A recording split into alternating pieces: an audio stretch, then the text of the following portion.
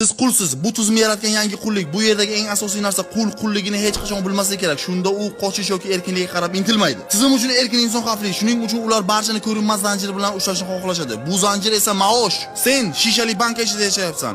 Uzoqdan nimaligini ko'rib bilasan, lekin unga borib bilmaysan. Masalan, insonlar qanday qilib chiroyli joylarda dam olayotganini, qanday qilib qimmatbaho mashinalarda, uylarda yashayotganini ko'ra olasan, lekin buni o'zingga ravo ko'ra olmaysan. Bunga sabab esa sening ishlab to'layotgan oyliging, maoshing. Dollar jahon moliya bozorini balansga ushlovchi, uni boshqaruvchi vosita deb bizga uqtirishgan. Aslida esa bu insonlarni boshqarish uchun yaratilgan vosita. Shuning bu pulni kim boshqarsa, o'sha nazorat qo'yuvchi bo'ladi. Aslida eng katta yolg'on o'zi shu. Ular bizga nimani istasa, shuni to'g'ri qilib ko'rsata oladi. Shuning ular har biringizni boshqara olishmaydi. Ular shunchaki pulni boshqarishadi. Pul esa sizni boshqaradi. Ular bizga maosh eng ishonchli va xavfsiz yashash uchun kerakli vosita deb uqtirishadi. Bu yolg'onligini bilamiz, lekin bunga amal qilmaymiz. Bunga sabab ular bu uchun tizim yaratishgan.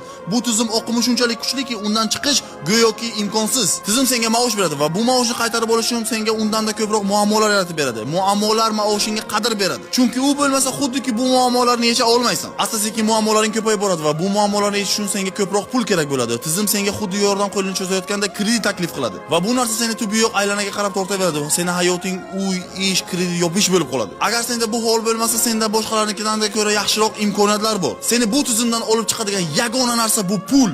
Maosh emas, ayrimlar buni farqiga borishmaydi. Men sen uchun tirik guvohman va aytaman, bu dunyoda pul ko'p, lekin ahmoqlar ham oz emas. Shunchaki ular orasidan chiqsang, buni ko'ra olasan. Bu videoni qo'yib men o'z hayotimni xavf ostiga qo'yayotgan bo'lishim mumkin, lekin sen harakat qilmasang, buni bari befoyda. Tarqat, aktiv bo'l, o'zgarishga sabab bo'l.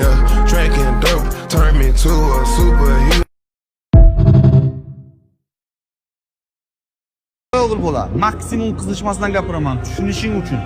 Tanlov ixtiyoriy, bajarish esa majburiy. Bu dunyoda qo'yib bersang hamma boy bo'lishni tanlaydi, lekin unga o'zini majburlab bilmaydi. Hech qachon uyda yotsang, ingliz tilini o'rganib qolmaysan, hech qachon uyda yotsang, o'zingdan o'zing tanang baquvvat bo'lmaydi. Agar sen o'zingni zalga borishga majburlay olmasang, ilm olishga majburlay olmasang, ishga borishga, biznes qilishga majburlay olmasang, qanday qilib boy bo'lishni o'ylayapsan? Bu dunyoda faqat yosh bolalar kimdandir yordam kutadi. Haqiqiy erkak esa hayotini o'zidan boshqa hech kim qutqara olmasligini tushunadi. Jangchiday qilichingni ol, muammoni qarshisiga chiq. Yo sen, yo mendek.